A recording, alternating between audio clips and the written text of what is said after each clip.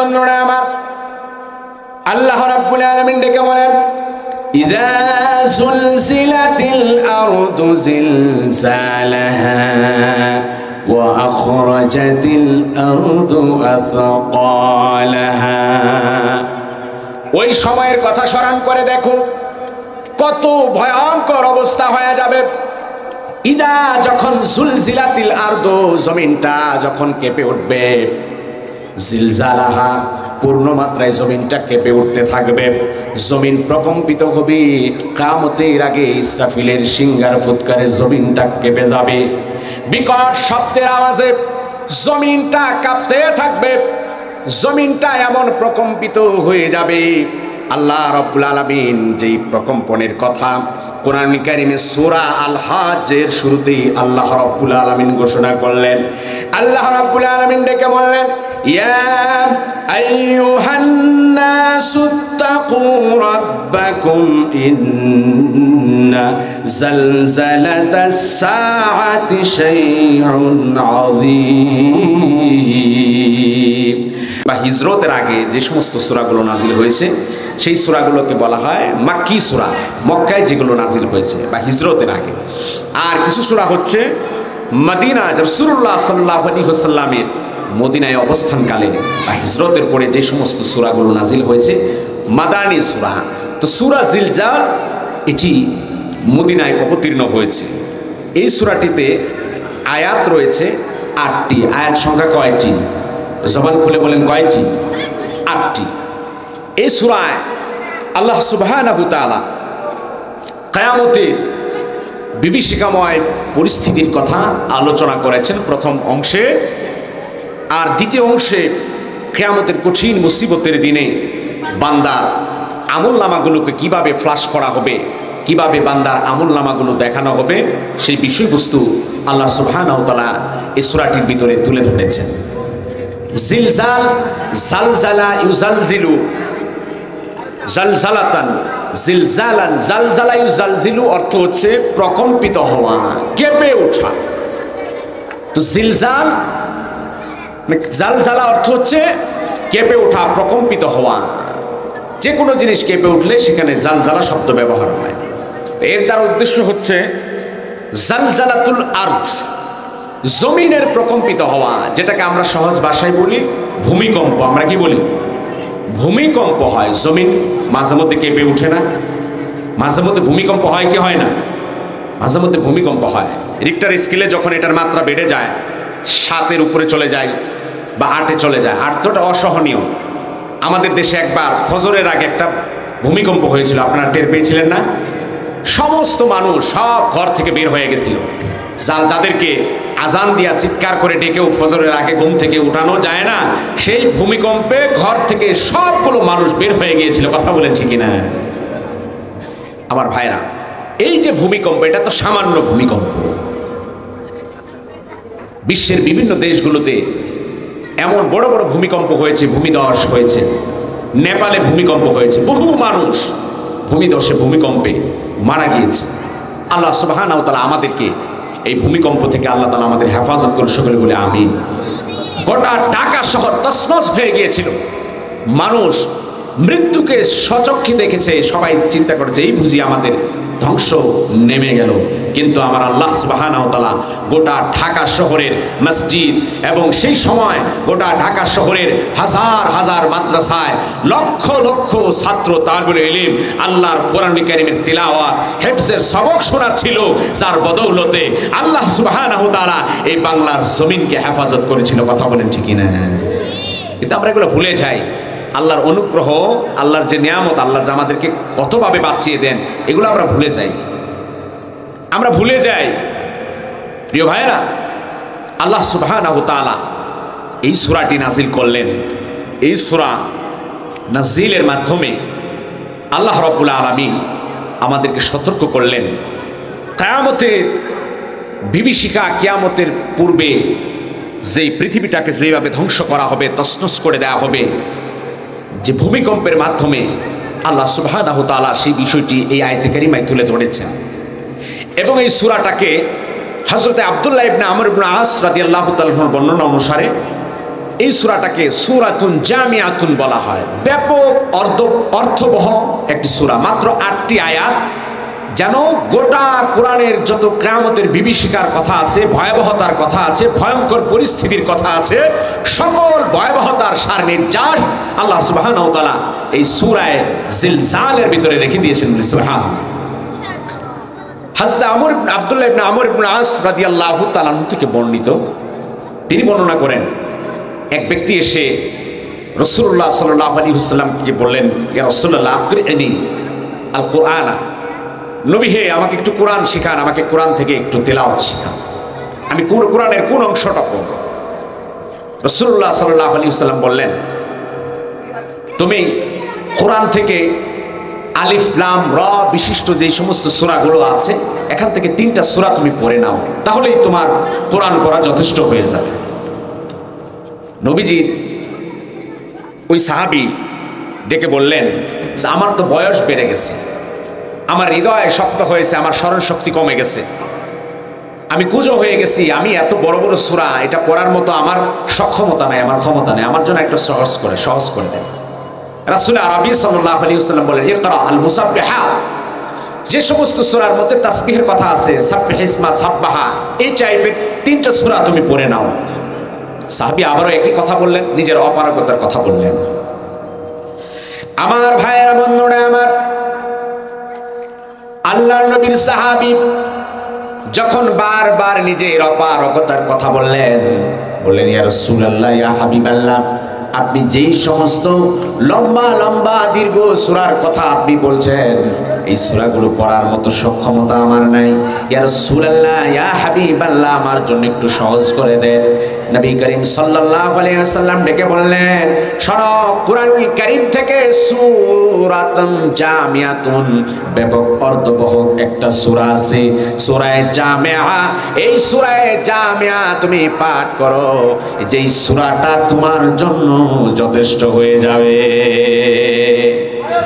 আল্লাহ নবীর সাহাবীকে বললেন, সাহাবী কুরআনুল কারীম থেকে পড়ো, ইযা যুলজিলাতিল আরদু জিলজালাহা ওয়া আখরাজাতিল আরদু আথকালাহা।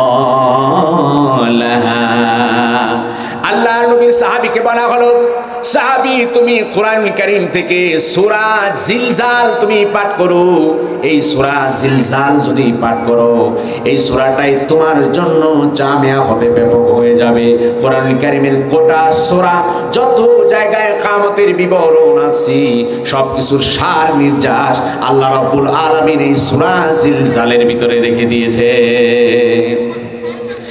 আমার ভাইয়েরা, বন্ধুরা আমার, সাহাবী যখন এই কথাগুলো শুনলেন, ডেকে বললেন, ইয়া রাসূলুল্লাহ, ইয়া হাবিবাল্লাহ, ওই সত্তার কসম যার হাতে আমার প্রাণ, ওই আল্লাহর কসম করে বলছি, লা আনকুস মিনহা, ইয়া রাসূলুল্লাহ, আপনি যা বলেছেন এর কোনো কমতি করব না, আপনি যা বলেছেন এর চেয়ে বাড়িয়ে আর কোনো কিছু করব না, আমি পুঙ্খানুপুঙ্খভাবে আমি আমল করব, আপনার ওই বলে দেওয়া সূরা জিলজালের উপর আমি পরিপূর্ণভাবে আমল করব। আমার ভাইয়েরা, বন্ধুরা আমার, কুরআনুল কারীমের 99 নম্বর সূরা এটি। এই সূরা জিলজালের তাৎপর্য গুরুত্ব বুঝাতে গিয়ে আল্লাহর নবীর সাহাবী হযরতে আব্দুল্লাহ ইবনে আমর ইবনে আস রাদিয়াল্লাহু তাআলা আরো বর্ণনা করেন, এই সূরার ভিতরে যেহেতু কিয়ামতের ভয়াবহতা সম্পর্কে আলোচনা করা হয়েছে, এই সূরাটা যখন নাজিল হয়ে গেল, আল্লাহর নবীর সাহাবী হযরতে আবু বকর সিদ্দিক রাদিয়াল্লাহু তাআলা আনহু ডুকরে ডুকরে কান্না আরম্ভ করলেন, চোখের পানি ছেড়ে কান্না করেন, আর ডেকে বলেন, ইয়া রাসূলুল্লাহ, ইয়া হাবিবাল্লাহ, কিয়ামতের এই বিভীষিকার কথা মনে পড়লে আমার বড় ভয় হয়। আর কিয়ামতের ময়দানে আল্লাহ রাব্বুল আলামিন ছোট্ট ছোট্ট আমল, অনুপরিমাণ আমলগুলো আল্লাহ রাব্বুল আলামিন আল্লাহর আদালতে সব ফ্লাশ করে দিবে। ইয়া রাসূলুল্লাহ, ইয়া হাবিবাল্লাহ, আমার বড় ভয় হয়, বড় আতঙ্ক লাগে। আল্লাহর নবী সাল্লাল্লাহু আলাইহি ওয়াসাল্লামের সাহাবী হযরত আবু বকর সিদ্দিক রাদিয়াল্লাহু তাআলা আনহু কান্নাকাটি শুরু করে দিলেন। নবী হে, কত গুনাহ আমাদের দ্বারা হয়ে যায়, যাররা থেকে যাররা গুনাহগুলো সেদিন প্রকাশ করা হবে, কিভাবে আমরা সেদিন কি অবস্থা হবে। আল্লাহর নবী সাল্লাল্লাহু আলাইহি ওয়াসাল্লাম ডেকে বলেন, হে আবু বকর, টেনশন করো না, চিন্তা করো না।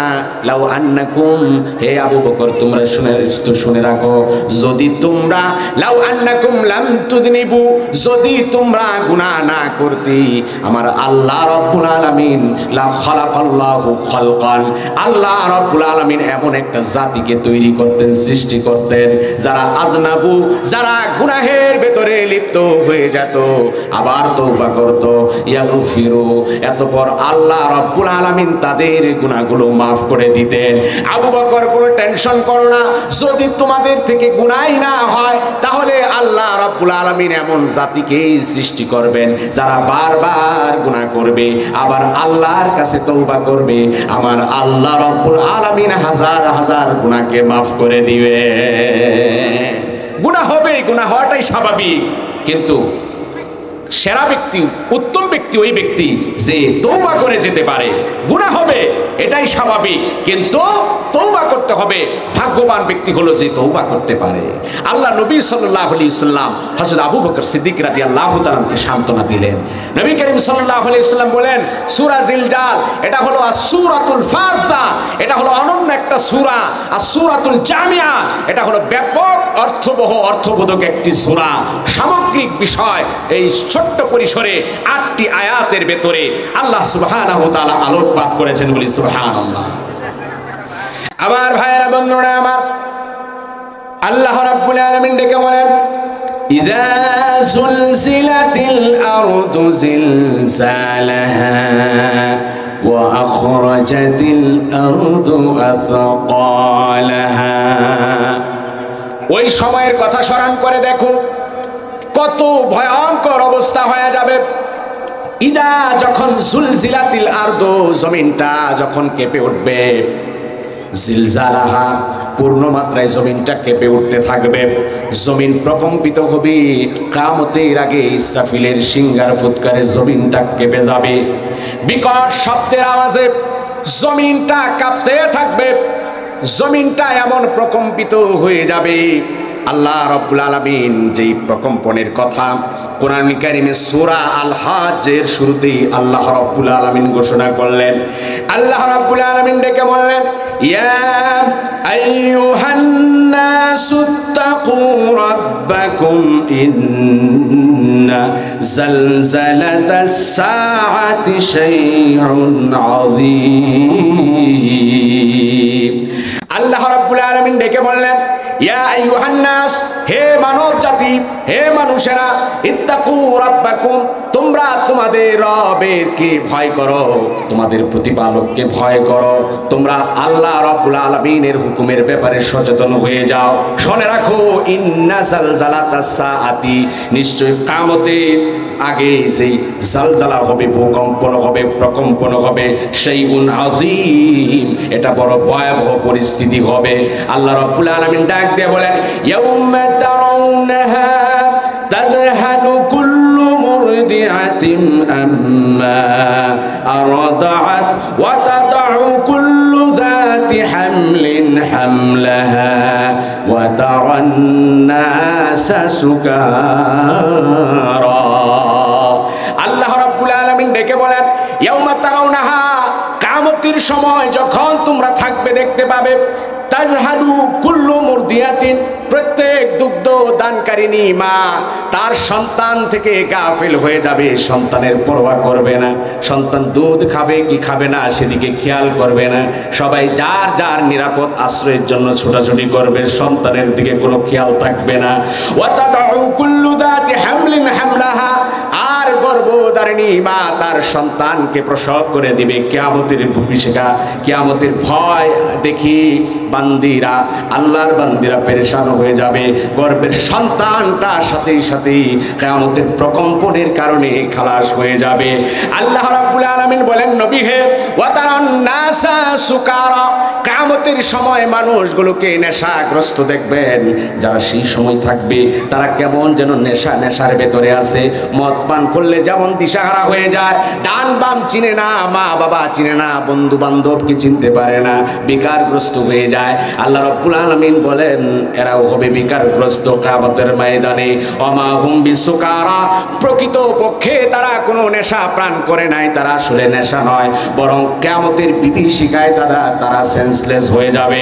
আল্লাহ রাব্বুল আলামিন বলেন শুধু তাই নয়, ওই দিন যারা পাপাচার হবে, নাফরমান বান্দা বান্দি যারা হবে, তাদের অবস্থা আরো খারাপ হয়ে যাবে।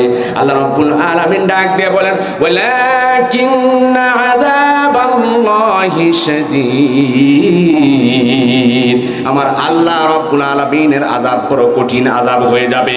কিয়ামতের কঠিন মুসিবতের দিনে আল্লাহ রাব্বুল আলামিন যারা নাফরমান হবে তাদের অবস্থা আরো বড় কঠিন হয়ে যাবে। বড় কঠিন অবস্থা, খতরনাক পরিস্থিতি হয়ে যাবে। আল্লাহ তাআলা এমন বিভীষিকাময় পরিস্থিতি থেকে আল্লাহ রাব্বুল আলামিন আমাদের নাজাতের জরিয়া করে দেন। সকলে বলে আমিন। আমার ভাইয়েরা, বন্ধুরা আমার, জমিন প্রকম্পিত হয়ে জমিনটা কাঁপতে কাঁপতে ফেটে চৌচির হয়ে যাবে। আল্লাহ রাব্বুল আলামিন বলেন ওয়া আখরাজাতিল আরদু আথকালাহা, জমিনের গর্ভে যা কিছু আছে, ভূগর্ভে যা কিছু আছে, মাটির তলে যা যত কিছু আছে, যত খনিজ পদার্থ বলেন আর যাই বলেন, সব কিছু জমিন বের করে দিবে, উগলে দিবে। আর এই দৃশ্যগুলো দেখবে ওয়া ক্বালাল ইনসানু মা লাহা, মানুষ তাকায় তাকায় দেখবি মাটির ভিতর থেকে মাটি ফেটে ফেটে মাটির নিচে যা কিছু আছে সব কিছু বের হয়ে যাচ্ছে। সবগুলো যখন তাকায় তাকে দেখবে ওয়া ক্বালাল ইনসানু মা লাহা, মানুষ বলবে হায় হায় জমিনের কি হলো, জমিন কেন ফেটে ফেটে ভেতরের সব কিছু বের করে দিচ্ছে। ওয়া ক্বালাল ইনসানু মা লাহা, মানুষ বলবে জমিনের কি হলো, এভাবে ফেটে চৌচির হয়ে ভেতর থেকে সব কিছু বের হয়ে যাচ্ছে। সেদিন মানুষ এই ভয়ঙ্কর পরিস্থিতির ভেতরে পড়ে যাবে। ইয়াউমাইদিন তুহাদ্দিসু আখবারহা, সেদিন মাটি প্রকাশ করে দিবে আখবারহা, তাদের সংবাদ, খবর, জমিনের খবর, যেখানে দাঁড়িয়ে যা ঘটেছে, যা অপরাধ হয়েছে, সমস্ত কিছুই প্রকাশ হয়ে যাবে। আপনি কোথাও দাঁড়িয়ে ভালো কাজ করেছেন সেটাও জমিন বলে দিবে, পটাপট প্রকাশ করে দিবে। কোথাও দাঁড়িয়ে দুর্নীতি করেছেন, অন্যায় করেছেন, সুদের কারবার করেছেন, ঘুষের কারবার করেছেন, জুলুম করেছেন, নিরপরাধ মানুষকে অপরাধী বানিয়েছেন, অপরাধীকে বেকসুর খালাস করে দিয়েছেন, যেই জায়গায় দাঁড়িয়ে, যে কাঠগড়ায় দাঁড়িয়ে, যেই জমিনে দাঁড়িয়ে অপরাধ করেছেন, ওই জায়গায় সব কিছু প্রকাশ করে দিবে। আপনার আমার অপরাধ সেদিন বের হয়ে যাবে, জাহির হয়ে যাবে। সেদিন বড় কঠিন অবস্থা হয়ে যাবে। কেন হবে? বিআন্না রাব্বাকা আওহা লাহা, নবী হে, বিআন্না রাব্বাকা, আপনার রব, আওহা লাহা, জমিনকে আওহা, ওহী দিবে, নির্দেশ দিবে। রবের বিধান হয়ে যাবে, আপনার প্রতিপালকের নির্দেশে জমিন এগুলো বলে দিবে। ইয়াউমাইদিন ইয়াসতুরুন নাসু আশতাতা, সেদিন কিয়ামতের কঠিন অবস্থা হয়ে যাবে, ভূকম্পন হয়ে যাবে, আকাশ থেকে তারকাগুলো খসে পড়ে যাবে, আসমান ফেটে চৌচির হয়ে যাবে, জমিন ফেটে চৌচির হয়ে যাবে, পানিগুলো উতলাতে থাকবে, এভাবে একাকার হয়ে যাবে। কিয়ামতের এই ভয়াবহতা সম্পর্কে আল্লাহর হাবিব সাল্লাল্লাহু আলাইহি ওয়াসাল্লাম সাহাবাদেরকে সতর্ক করেছেন, কবরের জিন্দেগি সম্পর্কে সচেতন করেছেন। কিয়ামতের বিভীষিকা, দাজ্জালের ফিতনা, কবরের আযাব থেকে আল্লাহর নবী সাল্লাল্লাহু আলাইহি ওয়াসাল্লাম সব সময় আল্লাহর কাছে আশ্রয় চাইতে শিখিয়েছেন। কবরের পরিস্থিতি কত কঠিন আমরা আলোচনা শুনি, কিন্তু আমাদের ভেতরে সেই চিন্তা, সেই অনুভূতি জাগ্রত হয় না। কবরের জিন্দেগি কত কঠিন, এই কবরের জন্য প্রস্তুতি আমরা নেব, আখিরাতের জন্য প্রস্তুতি নেব, কিয়ামতের সেই ভয়ঙ্কর পরিস্থিতি আমাদেরকে ফেস করতে হবে, সেই চিন্তা আমরা করি না, আমাদের ভেতরে সেই চিন্তা আসে না। কিন্তু আমরা দুনিয়াকে প্রাধান্য দিই, দুনিয়াকে আমরা সামনে আনি, দুনিয়া কামাইয়ে ব্যস্ত হয়ে গেছি, কিন্তু পরকালীন জিন্দেগি নিয়ে আমাদের কোনো খবর নাই। কথা বলেন ঠিক না? আল্লাহ রাব্বুল আলামিন ডেকে বলেন বাল তুসিরুনাল হায়াতাদ দুনিয়া ওয়াল আখিরাতু খায়রু ওয়া আবকা, বরং তোমরা পার্থিব জীবনটাকে প্রাধান্য দিলে, এই দুনিয়ার জীবনটাকেই আসল জীবন তোমরা মনে করলে, সেই কারণে দুনিয়ার জীবনে একটা বাড়ি আসার একটা বাড়ি লাগে, একটা জায়গা আসার একটা জায়গা লাগবে, একটা গাড়ি আসি আরেকটা গাড়ি তুমি তালাশ করো, দুনিয়ার প্রাচুর্য তুমি অনুসন্ধান করো।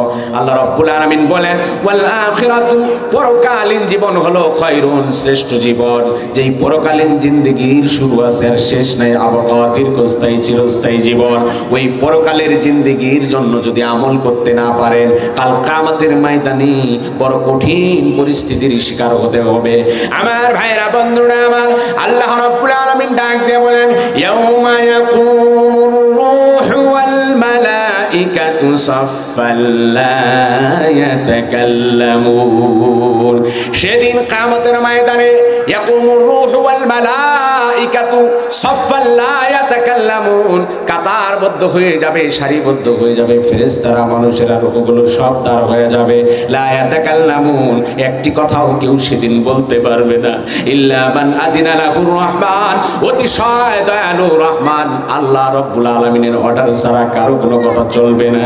ওই দিন বন্ধু আপন বন্ধুকে চিনবে না, কলিজার টুকরা সন্তান তার মা বাবাকে চিনবে না, মা বাবা তার সন্তানকে পর্যন্ত চিনবে না। এমন কঠিন অবস্থা হয়ে যাবে। আল্লাহ রাব্বুল আলামিন ডেকে বললেন ইয়াউমা ইয়াফিরুল মারউ মিন আখিহি ওয়া উম্মিহি ওয়া আবিহি।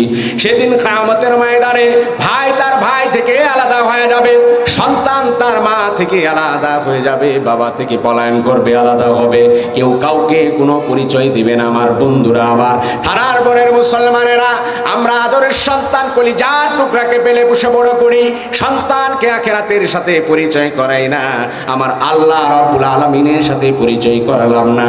ওই সন্তান আপনার আমার দুনিয়াতেও বোঝা হয়, ওই সন্তান আখিরাতের ময়দানেও কোনো কাজে আসবে না। এমন কিয়ামতের কঠিন মুসিবতের দিনে আমার আল্লাহ রাব্বুল আলামিন বড় কঠিন পরিস্থিতি আপনার আমার সামনে রেখেছেন। কিয়ামতের ময়দান তো দূরের কথা, এই কবরের আযাব দেখে কবরের পাশ দিয়ে যখন আল্লাহর নবীর সাহাবী হযরত ওসমান গনি রাদিয়াল্লাহু তাআলা আনহু যখন হেঁটে যেতেন, চোখের পানি ছিঁড়ে হাউমাউ করে কান্নাকাটি করতেন। আল্লাহর নবীর সাহাবারা বললেন ওগো ওসমান, কেন আপনি কবরের পাশ দিয়ে গেলে এত কান্নাকাটি করেন? আল্লাহর নবীর দরবারে বসে জান্নাত জাহান্নামের আলোচনা আপনি শুনেন, জান্নাতের কথা যখন শুনেন, জাহান্নামের আলোচনা শুনেন, তখন তো আপনি এত কাঁদেন না। এই কবরের পাশ দিয়ে গেলেই কেন এত কান্নাকাটি করেন? আমার ভাইয়েরা, বন্ধুরা আমার, হযরত ওসমান গনি রাদিয়াল্লাহু তাআলা আনহু ডেকে বলেন নবীর সাহাবারা ইন্নাল কবরা আউয়ালু মানজিলিম মিন মানাজিলিল আখিরা। শোনো, এই কবরের ঘাটি হলো প্রথম ঘাটি, আউয়ালু মানজিল, প্রথম ঘাটি হলো কবর, প্রথম স্টেশন হলো কবর। এই কবরের ঘাটি যার সুন্দর হবে, সহজ হবে, তার পরবর্তী জিন্দেগি তার সহজ হয়ে যাবে। আমি উসমানের তো জানা নাই এই কবরের জিন্দেগি পাড়ি দিতে পারবো কিনা। যদি কবরের জিন্দেগি আমার সহজ না হয়, ওই কবরের পরবর্তী জিন্দেগি আল্লাহর তৈরি জান্নাতের আশা তো করতে পারি না।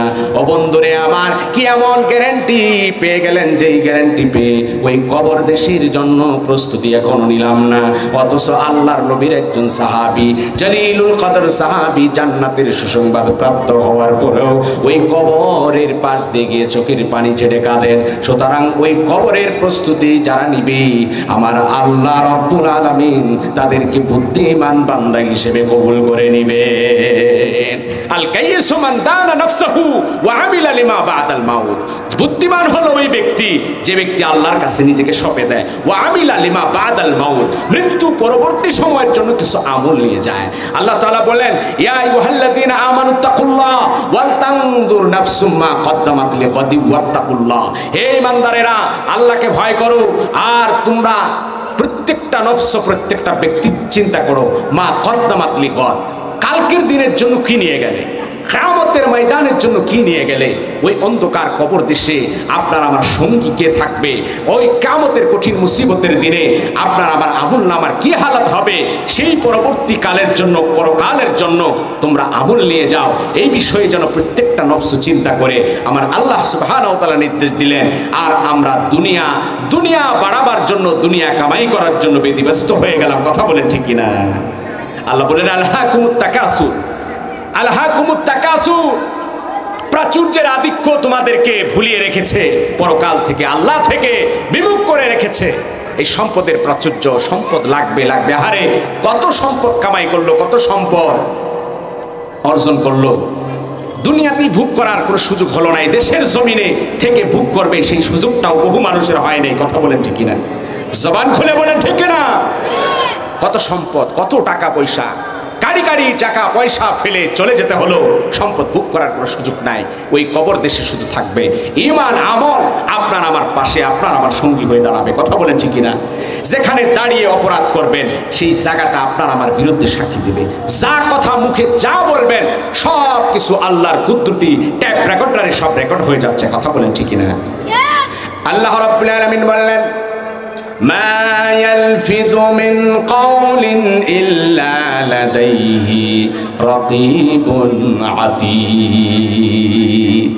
মা ইয়ালফিযু মিন কাওলিন, মানুষ তার মুখ থেকে যা কিছু উচ্চারণ করে, মিন কাওলিন সেই কথা মানুষ মুখ দিয়ে বের করে, ইল্লা লাদাইহি রাকীবুন আতীদ, ওই মানুষটার জন্য আল্লাহ রাব্বুল আলামিন বিচক্ষণ ফেরেশতা রেডি রাখেন, যেই ফেরেশতা বান্দার কথাগুলো বের হতে দেরি হয়, রেকর্ড করতে দেরি করেন না। শুধু তাই নয়, সব রেকর্ড হয়ে যায়, আবার নথিপত্রে লিপিবদ্ধ হয়ে যায়। আল্লাহ রাব্বুল আলামিন ডেকে বলেন, কিরামান কাতিবিনা ইয়ালামুনা মা তাফআলুন। আল্লাহ রাব্বুল আলামিন ডেকে বলেন, কিরামান কাতিবিন, সম্মানিত লেখক ফেরেশতা সব কিছু জেনে যান। তুমি যেখানে যা করো, যা যত কিছু করো, সমস্ত আমলনামা আল্লাহ রাব্বুল আলামিন সব কিছু রেকর্ড করে রাখেন। ফেরেশতারা সব লিপিবদ্ধ করে রাখে, যাতে করে বান্দা কিয়ামতের কঠিন মুসিবতের দিনে, যেই দিন বিচারের কাঠ গড়ায় দাঁড়াবে, যেদিন যেন ভুলেন বান্দা অস্বীকার করতে না পারে, ওই দিন কিয়ামতের ময়দানে আপনার আমার আমলনামা আল্লাহ রাব্বুল আলামিন কুদরতি প্রজেক্টরের মাধ্যমে সব কিছু প্রকাশ করবেন। ওই দিন আপনার আমার নথিপত্র সব পেশ করা হবে, বলা হবে বান্দা এটা তোমার আমল, বলা হবে এটা তোমার নেকি, এটা তোমার বুদ্ধি। ওই দিন বান্দারা নাফরমানির মাত্রা এত বেড়ে যাবে, বান্দা ওই দিন বলবে না না, এটা আমার বদকার নয়, এটা আমার বুদ্ধি নয়, আমি সারা জীবন শুধু নেকির কাজই করেছি, ভালো কাজ করেছি। আল্লাহ রাব্বুল আলামিন সেদিন আল্লাহর কাহারিয়ত, আল্লাহর পরাক্রমশালিতা বেড়ে যাবে। আল্লাহ রাব্বুল আলামিন বলেন, আল ইয়াউমা নাখতিমু আলা আফওয়াহিহিম ওয়া তুকাল্লিমুনা আইদিহিম ওয়া তাশহাদু আরজুলুহুম বিমা কানু ইয়াকসিবুন। আল্লাহ রাব্বুল আলামিন ডেকে বলেন, আল ইয়াউমা নাখতিমু আলা আফওয়াহিহিম, আজকের দিনে আমি তাদের মুখের ভেতরে মোহর মেরে দেব, মুখগুলাকে স্টাপলার করা হবে, মুখগুলাকে বন্ধ করে দেওয়া হবে। বান্দা বলবে আমি অন্যায় করি নাই, আমি চুরি করি নাই, আমি রাহাজানি করি নাই, আমি মানুষ মারি নাই, আমি খুন খারাপি করি নাই। আল্লাহ বলবেন বান্দা তোর মুখটাকে আমি বন্ধ করে দিলাম, হাতটা উজ্জ্বলন হবে, হাতের জবান খুলে যাবে, হাতের মুখ খুলে যাবে। ওই হাত বলবে রাব্বুল আলামিন এই বান্দা নিজে হাতে বহু মানুষ খুন করেছে। হাত বলে দিবে যে আল্লাহ এই বান্দা তো জিনা করেছে, এই বান্দা তো সুদ ঘুষের কারবার করেছে। আল্লাহ বলবেন কি তুমি না অস্বীকার গেলা, তোমার হাত সাক্ষী দিয়ে দিয়েছে। ওয়াতাশহাদু আরজুলুহুম, মানুষের পা গুলো সেদিন তার বিরুদ্ধে সাক্ষী দিবে, বিমা কানু ইয়াকসিবুন, সে যা অর্জন করেছে, যা কামাই করেছে। পা দিয়ে হেঁটে হেঁটে সিনেমা হলে গিয়েছো, পা দিয়ে হেঁটে হেঁটে তুমি মদের আসরে গিয়েছো, পা দিয়ে হেঁটে তুমি পতিতালয়ে গিয়েছো, তোমার পা তোমার বিরুদ্ধে সেদিন সাক্ষী দিবে। আল্লাহ বলেন পালাবার কোনো সুযোগ থাকবে না সেদিন, কিয়ামতের ময়দানে পালাবার কোনো সুযোগ থাকবে না। যারা নেক কাজ করে যাবে, যারা আমল করে যাবে, যারা আল্লাহকে ভয় করবে, আমার আল্লাহ সুবহানাহু ওয়া তাআলা তাদেরকে জান্নাতের উঁচু আসনে জায়গা করে দিবেন। আম্মা মান খাফা মাকামা রাব্বিহি, যারা আল্লাহ সুবহানাহু ওয়া তাআলার অবস্থানের ব্যাপারে ভয় করবে, আল্লাহর পাকড়াও আল্লাহর ধরার ব্যাপারে যারা ভীত সন্তুষ্ট হয়ে আল্লাহর গোলামিতে যারা লিপ্ত হবে, জান্নাতান, আল্লাহ সুবহানাহু ওয়া তাআলা তাদেরকে দুইটা জান্নাত আল্লাহ তাআলা দান করে দিবেন। এই জন্য আল্লাহর ভয় অন্তঃকরণে নিয়ে আখিরাতের জন্য আমল করা দরকার আছে না নাই?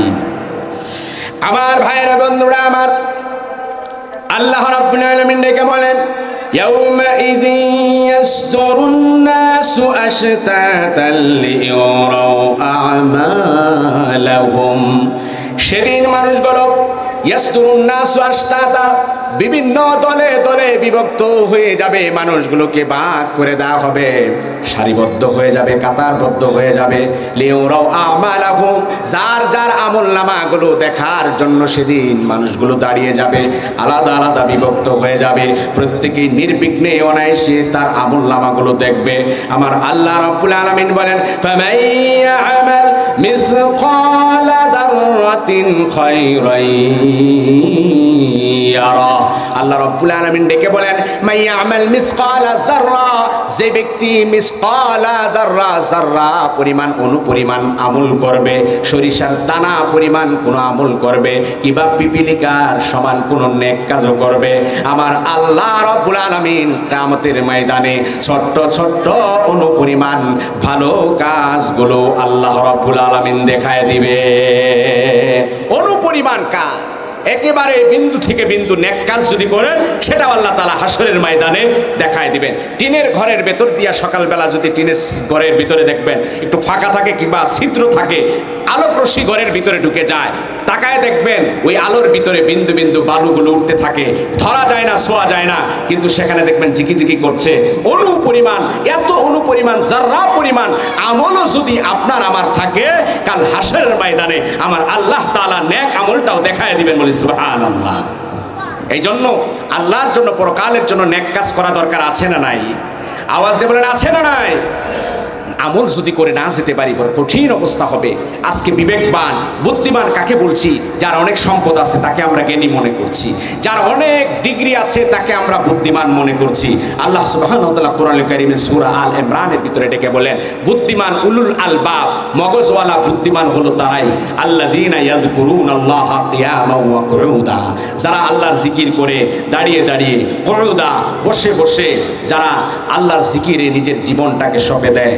আর যারা বলে রব্বানা, আল্লাহ সুবহানাহু ওয়া তাআলার কাছে ডেকে ডেকে বলে, যারা ওয়াতাফাক্কারুনা ফি খালকিস সামাওয়াতি ওয়াল আরদি, আসমান জমিনের রাজত্ব নিয়ে, আসমান জমিনের সৃষ্টি নিয়ে যারা গবেষণা করে, চিন্তা করে, আর আল্লাহর পরিচয় খুঁজে পায়, আর বলে রব্বানা মা খালাকতা হাযা বাতিলা, আল্লাহ এগুলো আপনি এমনি বানান নাই, আল্লাহ এগুলো আপনি এমনিতেই বানান নাই, এর মধ্যে আমাদের জন্য শিক্ষা রয়েছে। বান্দা আল্লাহর সৃষ্টি দেখে শিক্ষা গ্রহণ করে আল্লাহ সুবহানাহু ওয়া তাআলা ওই বান্দাকে বুদ্ধিমান বান্দা হিসেবে কবুল করে নিয়েছেন। আল্লাহ বলেন, আফালা ইয়ানজুরুনা ইলাল ইবিলি কাইফা খুলিকাত, তোমরা কি দেখো না সুবিশাল ইবিল, উটটাকে আমি কিভাবে বানিয়েছি, ওয়াইলাল আরদি কাইফা সুতিহাত, বান্দা কি দেখে না জমিনকে কিভাবে বিছিয়ে দিয়েছি, ওয়াইলাল জিবালি কাইফা নুসিবাত, বান্দা কি দেখে না সুবিশাল সুউচ্চ পর্বতমালাকে কিভাবে আমি স্থাপন করেছি। আল্লাহ সুবহানাহু ওয়া তাআলা বলেন, এগুলো দেখো আর শিক্ষা গ্রহণ করো। নবীজি বলেন, তাফাক্কারু ফি খালকিল্লাহ ওয়ালা তাফাক্কারু ফিল্লাহ, আল্লাহর সৃষ্টি রাজি নিয়ে চিন্তা করো, গবেষণা করো, ওয়ালা তাফাক্কারু ফিল্লাহ, আল্লাহর অস্তিত্ব নিয়ে গবেষণা করো না, বরং আল্লাহর সৃষ্টিগুলা দেখো। কবি বলেন, অফি কুল্লি শাইইন লাহু আয়াতুন তাদুল্লু আলা আন্নাহু ওয়াহিদুন, প্রত্যেকটা জিনিসের মধ্যেই নিদর্শন রয়েছে, প্রত্যেকটা জিনিস প্রমাণ করে যে এক আল্লাহ সুবহানাহু ওয়া তাআলার কুদরতে কুল কায়নাত চলছে। কথা বলেন ঠিক কি না? অফি আনফুসিকুম আফালা তুবসিরুন, তোমার 3.5 হাত বডির ভিতরে কি তুমি দেখো না আল্লাহ কিভাবে সুন্দরভাবে সৃষ্টি করেছেন। আলাম নাজআল লাহু শাফাতাইন আলাম নাজআল লাহু আইনাইন, আল্লাহ সুবহানাহু ওয়া তাআলা বলেন, আমি কি বান্দার 2 চোখ বানাই নাই, আমি কি বান্দার ঠোঁট দেই নাই, ও শাফাতাইন, আমি কি বান্দার লেসান দেই নাই, আমি কি বান্দার চোখ দেই নাই, জিহ্বা দেই নাই, আমি আল্লাহ সুবহানাহু ওয়া তাআলা পরিমিতভাবে, আমি আল্লাহ সুবহানাহু ওয়া তাআলা সুন্দরভাবে বান্দার আকৃতিকে সুনিপুণভাবে আমি আল্লাহ তাআলা সুন্দর করে সৃষ্টি করেছি। বলি সুবহানাল্লাহ। মানুষকে সুন্দর অবয়ব দিয়েছেন কে? জবান খুলে বলেন কে?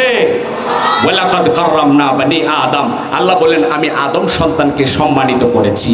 আল্লাহ সুবহানাহু ওয়া তাআলা বলেন, লাকাদ খালাকনাল ইনসানা ফি আহসানি তাকওয়িম, আমি মানুষকে উত্তম অবয়ব দিয়ে, উত্তম কাঠামো দিয়ে বানিয়েছি। যে আল্লাহ এত সুন্দর করে বানালেন, ওই আল্লাহর গোলামি করা দরকার আছে না নাই? কথা বলেন, আছে না নাই? আমার ভাইরা, বন্ধুরা আমার, আল্লাহ রাব্বুল আলামিন ডেকে বলেন, বান্দা কিয়ামতের ময়দানে তার যাররা পরিমাণ নেক কাজ সেটাও দেখতে পাবে।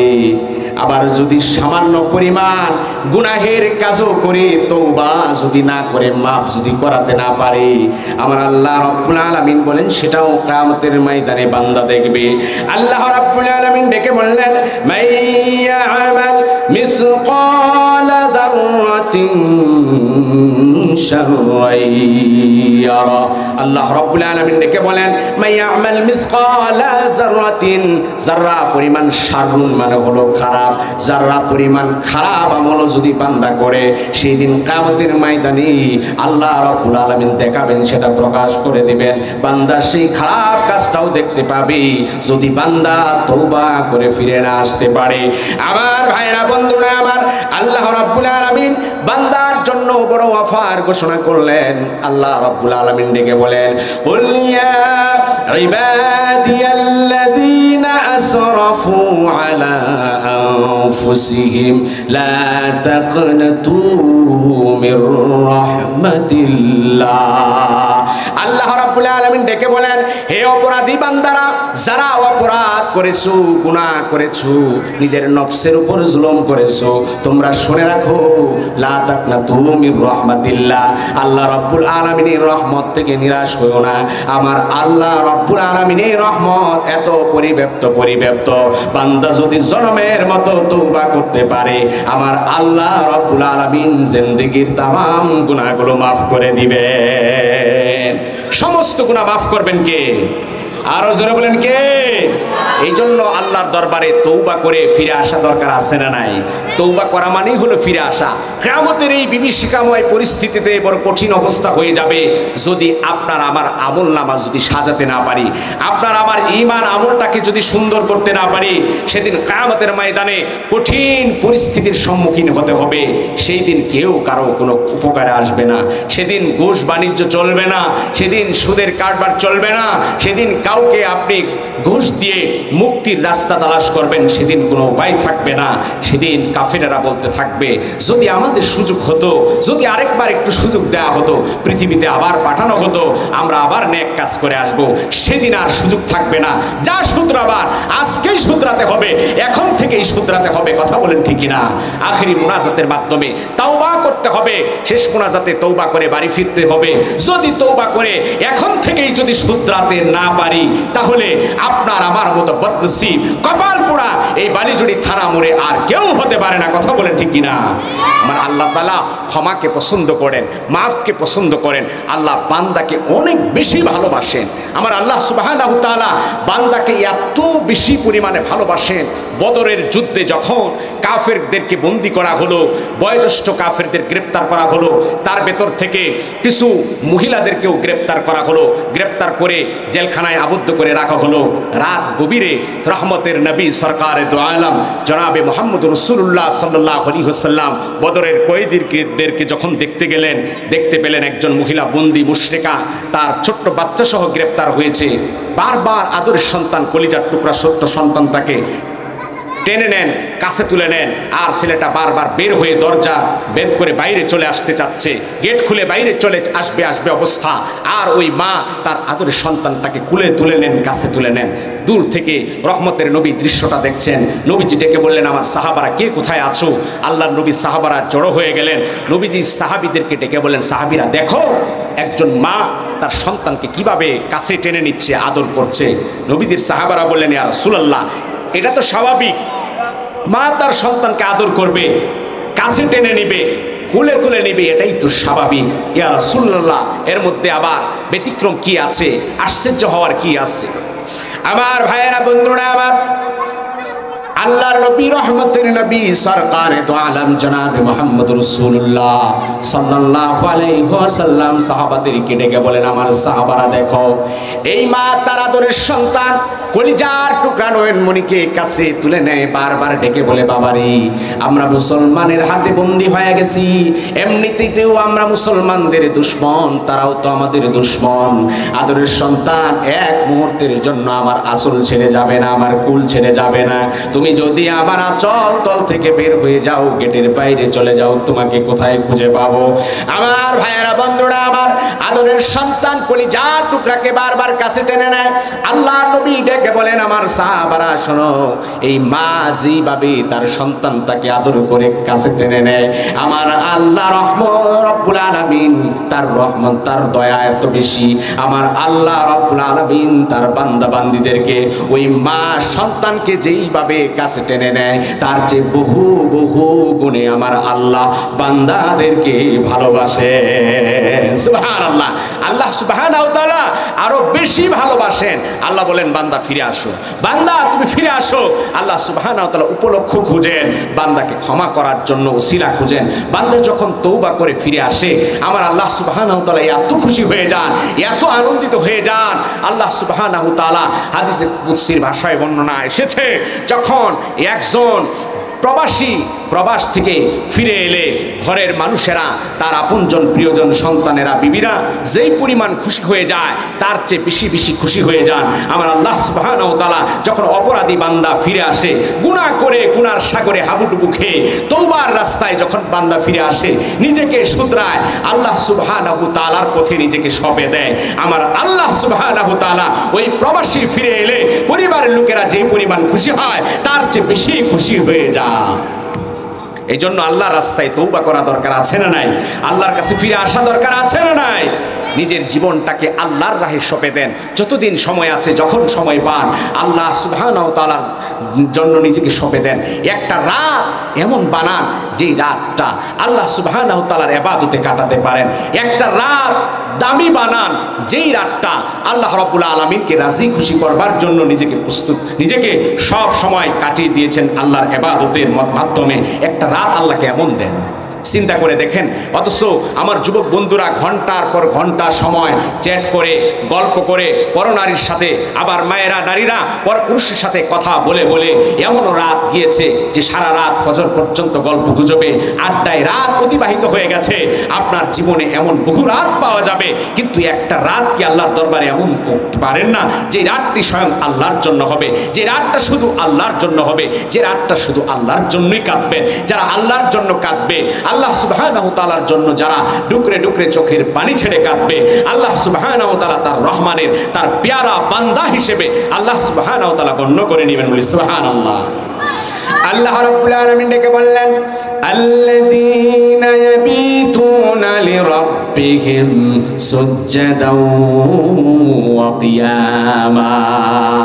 যারা রাতভর আল্লাহ রাব্বুল আলামিনের ইবাদতে সিজদায় দাঁড়ায় দাঁড়ায় যারা রাত অতিবাহিত করবে, আর যারা আল্লাহ রাব্বুল আলামিনের দরবারে নিজের গুনাহের কথা স্বীকারোক্তি দিবে আর ডেকে বলবে, রব্বানা আসরিফ আন্না আযাবা জাহান্নাম, আয় আল্লাহ আমাদেরকে জাহান্নামের কঠিন আযাব থেকে হেফাজত করেন, আয় রব্বুল আলামিন ইন্না আযাবাহা কানা গরামা।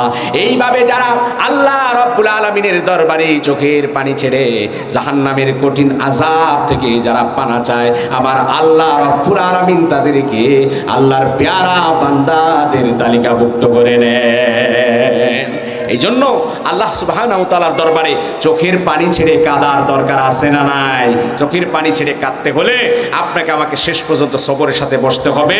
শেষ মুনাজাতে আল্লাহ রাব্বুল আলামিনকে রাজি খুশি করার উদ্দেশ্যে চোখের পানি ছেড়ে কাঁদতে হবে। কারা কারা শেষ পর্যন্ত থাকবেন দুটি হাত তুলে দেখান। লিল্লাহে তাকবীর, লিল্লাহে তাকবীর। আল কোরআনের আলো, আল হাদিসের আলো, লিল্লাহে তাকবীর। আল্লাহ সুবহানাহু ওয়া তাআলা আমাদের সকলকে কোরআন থেকে, রাসূলুল্লাহ সাল্লাল্লাহু আলাইহি ওয়াসাল্লামের হাদিস থেকে শুনে আমাদের জীবনকে